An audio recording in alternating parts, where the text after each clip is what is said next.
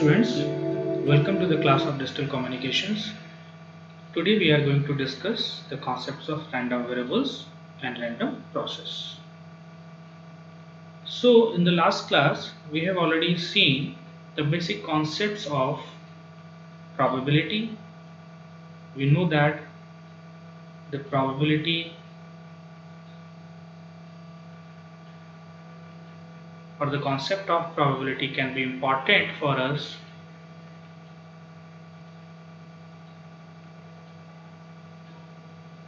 for the calculation of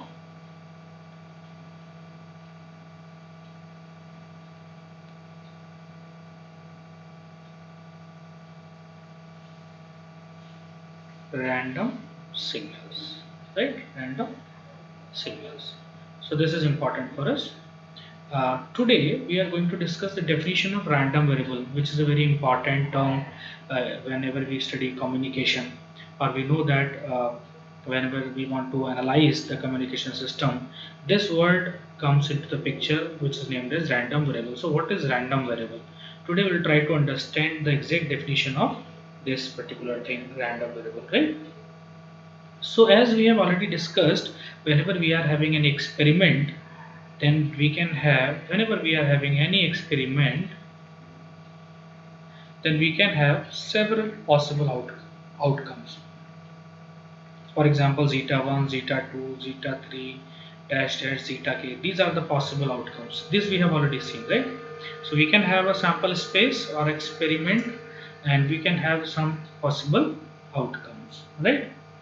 Sometimes these possible outcomes are in terms of real number, right? This is very important, listen it very carefully.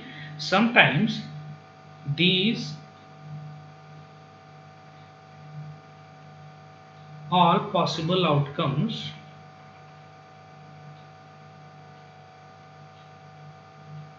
are in real number. For example, if you are rolling a die, right? If you are rolling a die, right? In that case, what will happen? You will get the outcome in terms of 1, 2, 3, 4, 5, 6, right? Or you can say in terms of numbers.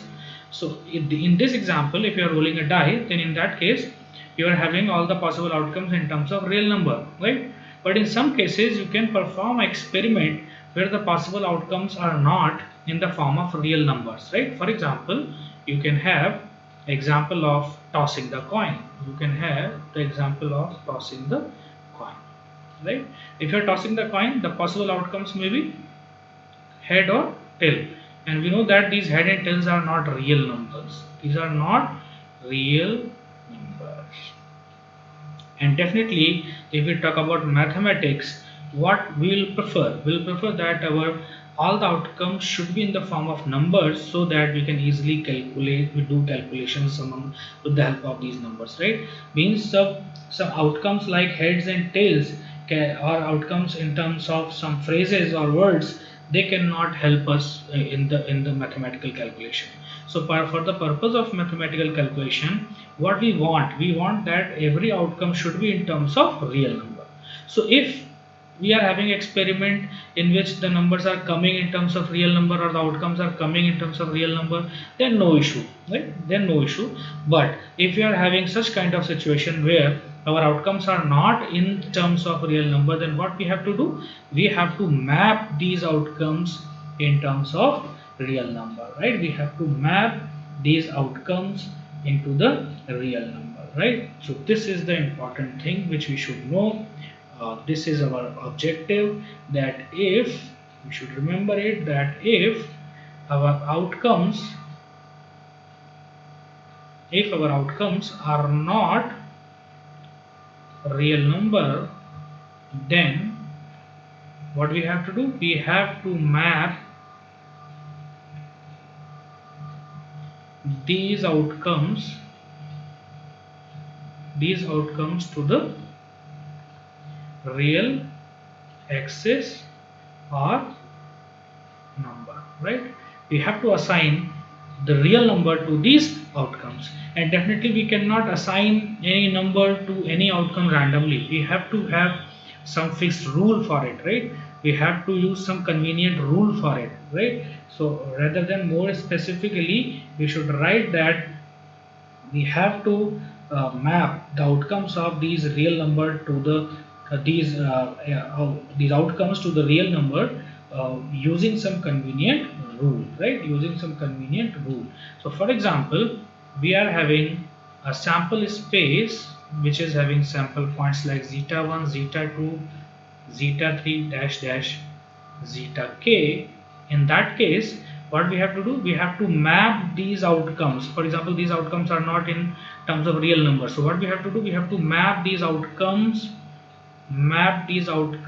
to the real numbers, right? Map these outcomes to the real number. So and with the help of some rule, so for example, that rule is like this is a function, rule of function, right? This is a function. So we have to map some real number to these outcomes according to this function, according to this rule, right?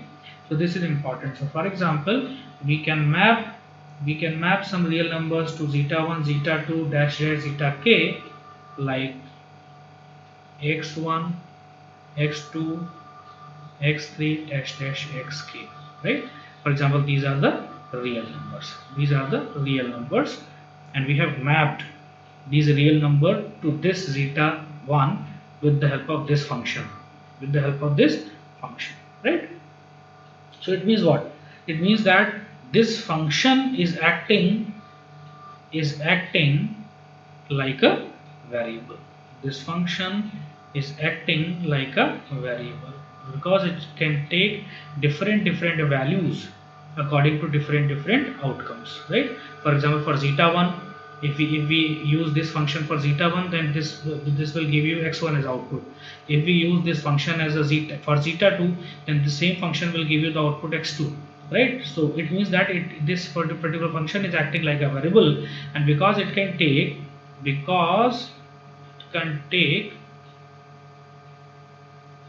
different values, that's why we can also set it random, right? We can also set it random. So this is important, right? We can also set it random. So we can also, now this function, now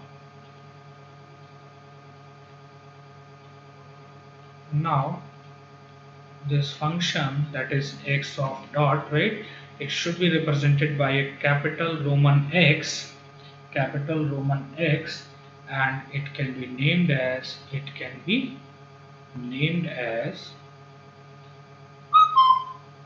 random variable. It can be named as random variable. So this is the definition of random variable, that it is nothing but, it is not a exactly we should say that it is not exactly random, or it is not exactly a variable, but it is a function, or it is a rule by which you are assigning a real number to the outcomes of any experiment. So this is important, right? This is important. You can take some other examples also, because example will always be helpful for us to understand the concept of random variable. So again, I am taking a simple example. For example, we are having a sample space S, and we are having a sample points like head and tail, and this is the example of tossing a coin. So again, we know that this head and tail, these are not real numbers. So what we have to do, we have to assign them some numbers, right? For example, we have to assign them some numbers, and the function or the rule by which you are assigning them number, it can be represented as a capital X.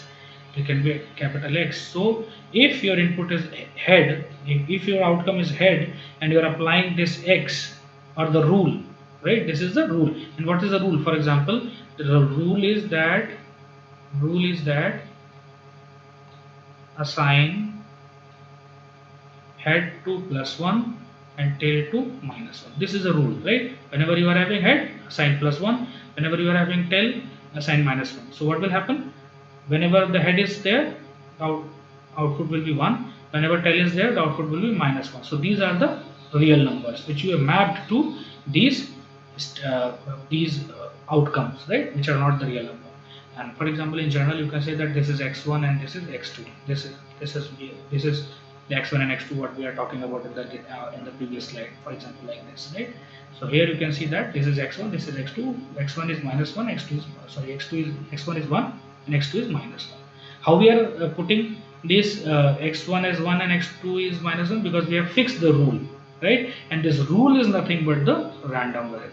This rule is nothing but the random variable for us, right? This is important. So I hope you got the concept of random variable. Again, I am reiterating that this function or this rule is a basically random variable, and this random variable, because of this random variable, we can assign the numbers to any outcome of a experiment, right?